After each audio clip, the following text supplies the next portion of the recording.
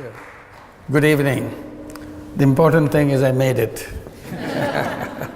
So on the way, we are worried that maybe we'll be terribly late, but at least not too late.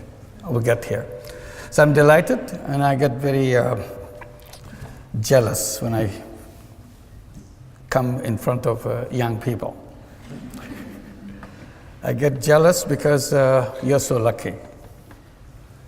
You're lucky because you're born a few years back. Unlike us, in the prehistoric days, we were. I think the reason that I'm jealous, I see how powerful you are, the young people of this time. And I tell young people today are the most powerful generation in the entire human history. Not because these young people today are smarter than before. It's about the same. Smartness is the same. It's because you have technology in your hand, which no other generation ever had. Unbelievable technology. That gives you tremendous power. On the surface, you look just like another human being. But in reality, each one of you is a Superman and a Superwoman because of the power you get from the technology. So technology is an issue for me, excites me completely. People usually tell young people that you are the leader of the future. That's the standard way, say, leader of the future. I try to repeat and emphasize that no, that's not true. Because you are leader already. So you don't have to wait for the future to become leader. A 15-year-old today is more powerful than probably 35-year-old of other generations. So what do you do with that power? That's the issue I raise. Because if you're not using that power, that will be wasted. So first, to feel that you have that power, the amazing power that no other generation in history ever had, and decide how you're going to make use of it. My story begins not about power. My story begins with frustrations. I was born in a country where in each direction you see it's a lot of frustrations, a lot of disappointments, a lot of things you wish didn't happen the way it happens. And out of this frustration, you feel you're a totally useless person. You cannot do anything.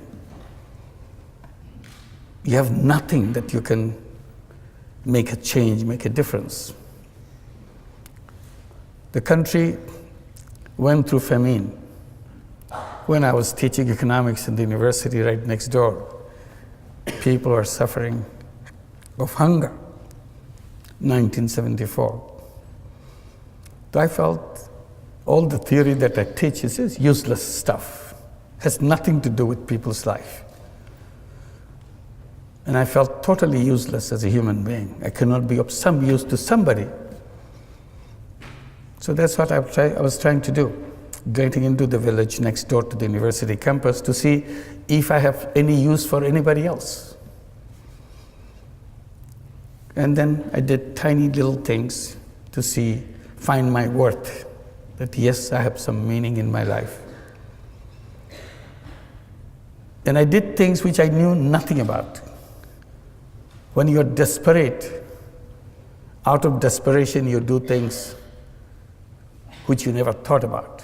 So I'm sure you have been told how to plan things, how to set things, everything very clearly.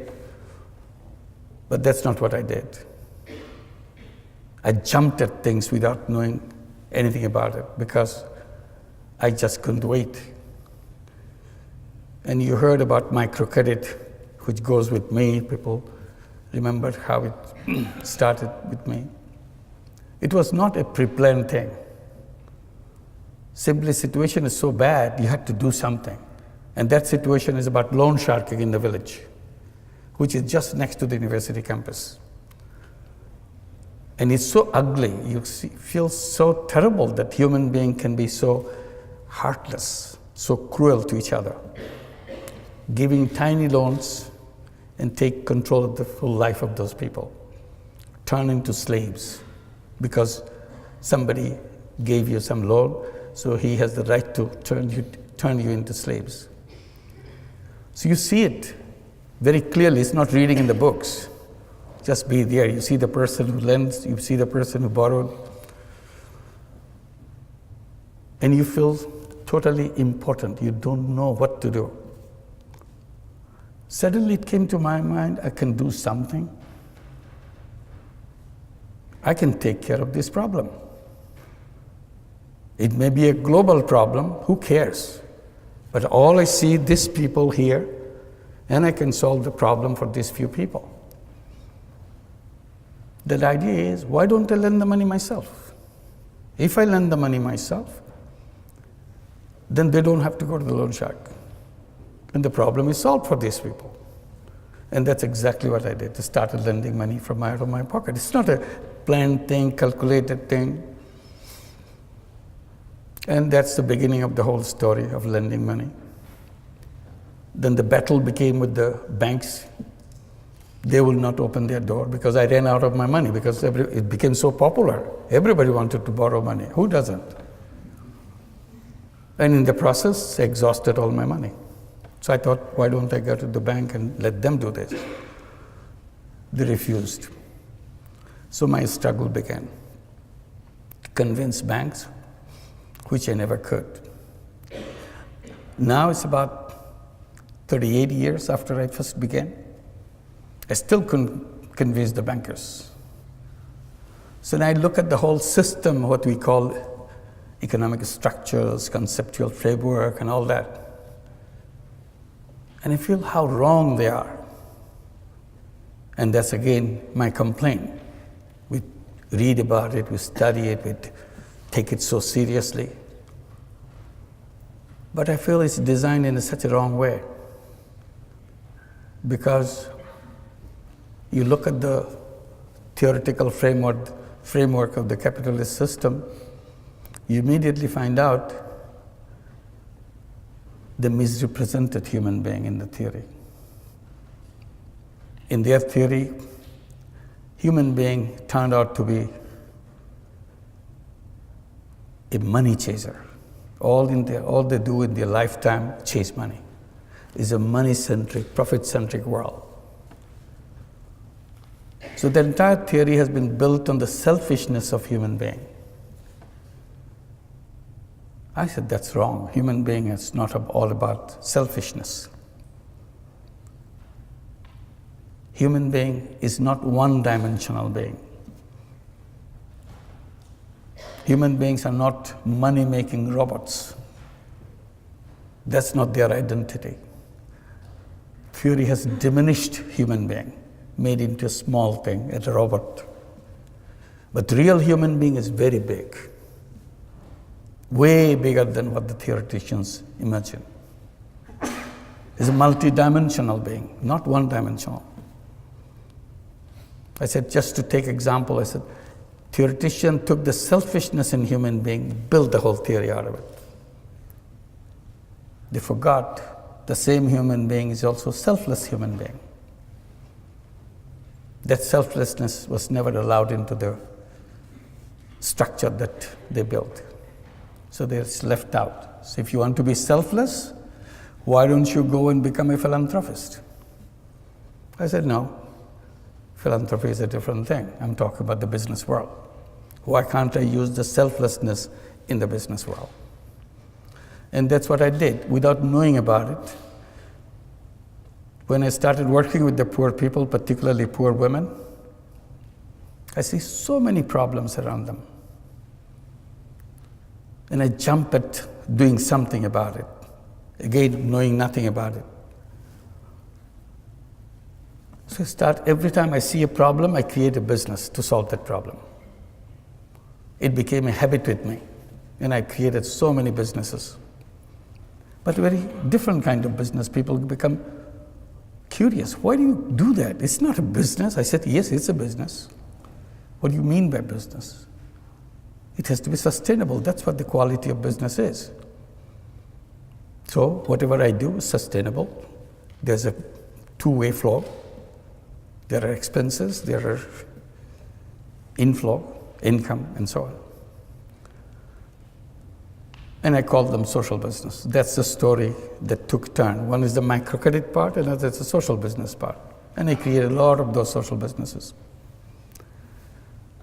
Then something happened when we are trying to get all the young people from Grameen families. We have 8.5 million families in Grameen, all poor families.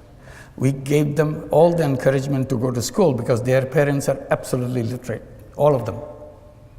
We said illiteracy stops with their parents' generation. Second generation coming out in the Grameen families must be literate. We did everything possible to make sure it happens, and it happened. We sent them to school. We gave them scholarships. We gave them all kinds of encouragement, and then started giving education loans so that they can go to the higher education. As they start coming back from schools with higher education, they get very frustrated. Where's my job? There's no job in Bangladesh. Very difficult for a poor young man or a young woman to find a job. In the beginning, I have no answer to that question, where is my job? Then I turned the question into another question. The moment say, we don't have jobs, what do we do? And I said, who said you have to have a job? Did your school tell you that you have to have a job? Did your teacher tell you? Did your textbook tell you that you have to have a job? How did this idea of job got into your head? They get very puzzled. Aren't you supposed to have a job? I said, you are young people of this generation. You're lucky young people. Job is an old-fashioned idea. People who didn't know anything, they thought about the jobs. The real human beings don't run after jobs because it's an artificial thing. Job is an artificial thing. Real human being is a go-getter. Real human being is an entrepreneur. It's in the DNA, it's in the blood. But somehow theory pushed them into wrong direction, seek jobs. I said, you change your mind. Tell yourself again and again, every time you get a chance, I'm not a job seeker, I'm a job creator. And be a job creator. Think like a job creator. Behave like a job creator. As a job seeker, you become small. You are at the mercy of somebody else. As a job giver, you are at the top. Why should you have a job? To start your life as a creative human being, full of energy, full of capacity, start at the very bottom. Nobody gives you a job at the top. It gives you at the bottom, no matter what it is. So all this energy, all this creative power is squeezed into tiny little thing to find a little job. Do the routine things. That's not the destiny of a young man, young woman. Young man and young woman should start at the top and use all the creative capacity and change the world. They get very puzzled. I don't have a job, he's making joke with me. So I said, it's not a problem. Look at your mother. 20 years back, 25 years back, even 30 years back, she took a loan from Grameen Bank, $30, $25. She was shaking like this. Couldn't believe that anybody could trust her with such an enormous amount of money. That's her life. She dared to take this money in her hand and start a business, raising chicken, raising vegetables, sewing clothes, whatever. That's what the 8.5 million women do in Grameen Bank and all the microcredit elsewhere. I said, what good is your education if you're not braver than your illiterate mother? She did it. Along the way you were born, she sent you to school, and you have all this education, and she's been doing it all the time in front of your eyes. You never noticed it. And you're going around to find job, somebody to give you to do some minor thing. Is it befitting to you? So that is working. So what we did, we created a social business fund in Bangladesh. Tell every young person within Grameen families, come up with a business idea, anything. Even if you don't have an idea, look at your mother, what she's doing. Take that idea, build it into 10 times, 50 times bigger. Because you have education, you have connections which your mother never had. She never left her village in her life. You have seen the world. And once you have the business idea, bring it to us. We become investor and partner with you, every one of you. So now the young people are coming, business proposals after business proposals. We call them new entrepreneurs. They build their own community, help each other. So again, why unemployment? Because it's our thought, not because of our ability. We are able people. An unemployed young person, think about an unemployed young person. Is something wrong with him? Is something wrong with her? No. He's a very creative person, dedicated, energetic person. Who makes him or her unutilized? The system that we build, our thinking process has made them. An unnoticed chain has bound him around and say, you are trashed, you are no good. Why am I not good? You have never tried me. I have no room for you. Who are you to provide room for me? I create my room. I create my own space in this planet. But we don't do that. We tell somehow we have to have a job. So the natural choice for every young person, every human being, would be to an entrepreneur. If somehow I'm not getting an opportunity for becoming an entrepreneur, for a while I can work for somebody, for a while. Because ultimately that's what I should be my own, and create the world for my own way. So my story is about this, about microcredit, which is not about just lending money. It's unleashing the capacity that every human being has. And the system denied them that right. Like banking system is close to more than half the population of the entire world. It works only for the rich. If you notice, most of the institutions that we build are designed to work for the rich. And then we blame the poor for being poor. I said poor are poor not because of anything wrong with them. You simply denied them the doors to open. I give the example of bonsai, little tree. I tell that, look at the bonsai. You take the best seed in the world, put it in a flower pot, and give all your love to it, let it grow. It grows only this big. And you ask the question, is something wrong with the seed? No, nothing wrong with the seed. Then why is it so tiny? Because we didn't give them the space to grow. There is no base on which to grow. I said, poor people are bonsai people. There's nothing wrong with their seed. Simply, we didn't create a society to give them the base on which to grow. And then we blame them for being so tiny, so poor. So natural human being has no reason to be poor person. Natural human being has no reason to be an unemployed person. We made it happen for them. That's my complaint. I bring it to you. As a new, powerful young people, you'll create a world where the word poor will not be necessary. And I keep saying that poverty should be in the museum, not in human society. In the museum to show our stupidity, how we punished human beings for no fault of their own. And you'll create a society where there will be no unemployment. The word unemployment will not be understood. People will not understand, what does it mean, unemployed? Why should anybody be unemployed? The first thing to do is to make the word unemployment unemployed.